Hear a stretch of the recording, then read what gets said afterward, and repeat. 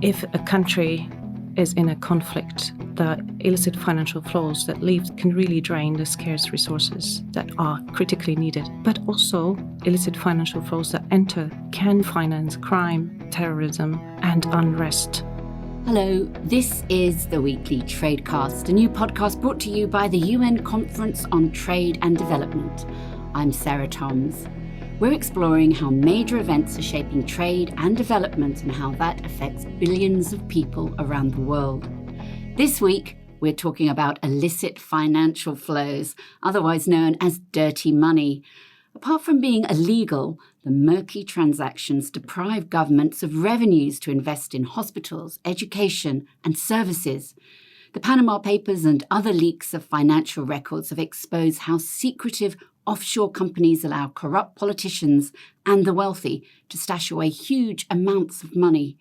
Dirty money also flows under the radar from terrorists and criminal groups, fueling violence and instability. To tell us more, I'm joined by Peltola, Officer in Charge of Statistics in UNCTAD, a statistician who loves mathematics, but when she's not crunching numbers, and who also enjoys picking berries and mushrooms in warmer months and skiing in the winter. Illicit financial flows are obviously illicit, so how do we truly know how much money is being siphoned off? It would be very tempting to throw in a global figure of illicit financial flows, but we don't really know. And we're on a journey with the UN Office on Drugs and Crime to try and develop an official figure to really measure illicit financial flows in a reliable way. This is very tricky work, but we are seeing some results already. Our pilots show that illicit financial flows in Latin America, for instance, in some countries from drugs trafficking only can be worth billions of dollars. In some countries in Asia and Africa that have carried out a pilot, we see that illicit financial flows related to trade misinvoicing can be even 10% of GDP and up to 100% of GDP. Wow. It could be even more in some countries. One thing is to know about illicit financial flows and to understand how they operate. Another is how to transfer these flows into licit flows to the economy, and then part of these flows could provide income to the governments in the form of taxes or tariffs and so on. How different is the impact of dirty money on, say, developed versus developing countries? We have seen that especially developing countries have been hit hard by the recent crisis, the pandemic, the climate and environmental crisis, and also the economic disruptions, the high inflation and debt levels. I think some of our beneficiary countries have said it really well, that they need better schools, they need better healthcare. This funding is actually slipping out of the country and is not being used for the services for the population in the country, even when the activities are actually carried out in the country and the economy of the country might depend on those economic activities, let's say extractive industries. It would be important to strengthen the capacity of the countries to curb these flows, to have the law in place to look into this issue and avoid the loopholes that are currently there. Illicit financial flows continue to slip through the cracks of our economies, while the funding would be painfully needed to fund sustainable development, recovery from the pandemic, essential services like health and social services, and achievement of human rights. Really, this is an issue that we need to tackle globally in collaboration between developing and developed countries to ensure that the resources are there. There are a lot of ways that money can illicitly leave a country, but who are the main culprits and what are the main routes that they take? Sometimes we see that illicit finance is intertwined with trade in the form of trade misinvoicing.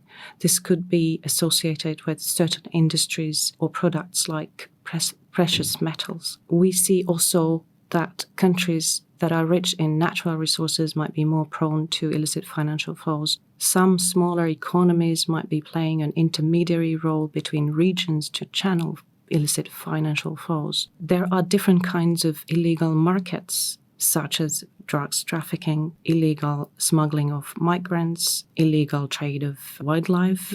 Of course, we see tax evasion by wealthy individuals to evade taxes all this can take different forms. When we talk about the culprits, I'd look at poor governance and rule of law, high levels of corruption, and lack of capacity for customs and tax authorities, for instance, to address the issue. Now, how much does war and conflict worsen the problem of dirty money?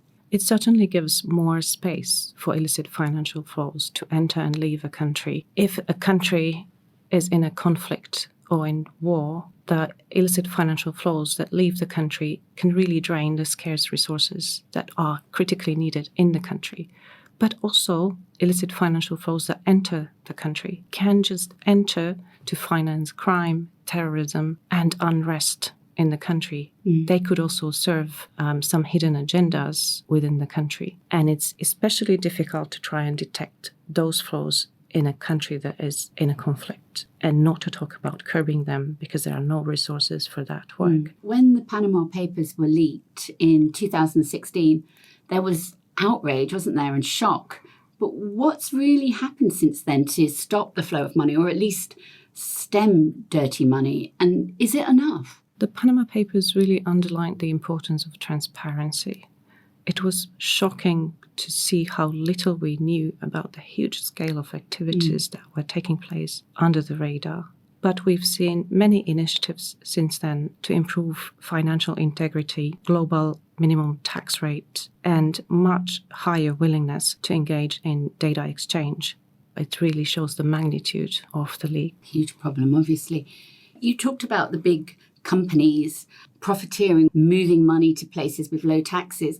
Are those also considered illicit financial flows, or should they be? It's really a borderline issue. Multinationals typically use legal means to transfer profits to lower tax jurisdictions. But sometimes these flows are really significant and they can drain resources from sustainable development and services, essential services for the population. And in those cases, we can talk about aggressive tax avoidance that's actually harmful for development. I think it's important to measure these flows as well and to have the information so that then government can decide how desirable these behaviors are and whether something should be done to set the limits. Well, thank you to Anu Peltola from UNCTAD for being this week's guest.